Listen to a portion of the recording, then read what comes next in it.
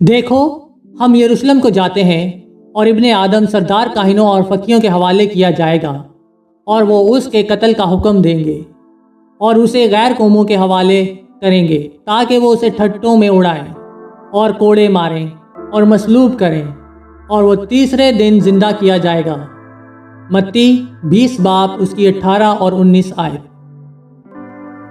ज़बूर 20 में बादशाह और उसकी फौज जंग करने जा रहे हैं। आयत नंबर 1 से 5 में लोग उनके लिए दुआ करते हैं और आयत नंबर 6 से 8 में बादशाह का कहना है कि उसे यकीन है कि वो जीत जाएगा क्योंकि खुदा उसकी मदद करेगा।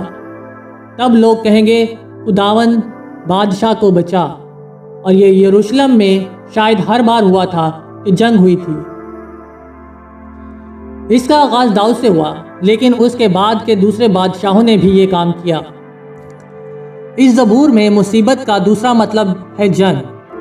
खुदा हर जगह जन्नत और ज़मीन पर है। यहूदियों ने यरूशलेम की एक पहाड़ी पर उससे दुआ की। उन्होंने उसे सहयून कहा। बाद में उन्होंने वहाँ अपना हैकल भी बनाया। सहयून से तुझे तक़वियत बख्शे। इसका मतलब है कि खुदा आपको मदद फराहम करेगा जिसके लिए आप दुआ गो हैं। उन्होंने सहयून की पहाड़ी पर भी खुदा को अपना नजराना पेश किया। खुदा के दाहिने हाथ का मतलब यह है कि ज़मीन पर खुदा क्या करता है। जदीद फौजें बंदूक और तैयारे इस्तेमाल करती हैं, रथ और घोड़े नहीं। मसीही दाऊद की तरह हैं। वो खुदावन पर भरोसा करते हैं, जैसा कि आयत नंबर 7 में लिखा है, हम तो खुदावन अपने खुदा ही का नाम लेंगे। आइए पढ़ते हैं ज़बूर नंबर 20। मुसीबत के दिन खुदावन तेरी सुने, याकूब के खुदा का नाम तुझे बुलंदी पर कायम करे। वो मुकद्दस से तेरे लिए कुमक भेजे और सयून से तुझे तक़वियत बख्शे। वो तेरे सब हदियों को याद रखे और तेरी सोख्तनी कुर्बानी को कबूल करे।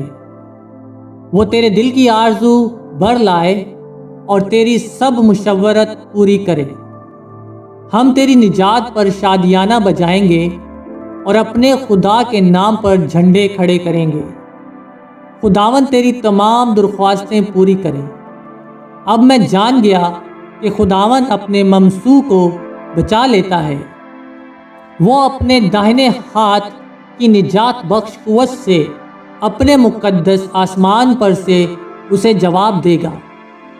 किसी को रथों का और किसी को घोड़ों का भरोसा है, पर हम तो खुदावन अपने खुदा ही का नाम लेंगे। वो तो झुके और गिर पड़े, पर हम उठे और सीधे खड़े हैं। ऐ खुदावन बचा ले। जिस दिन हम पुकारें तो बादशाह हमें जवाब दे। आमीन।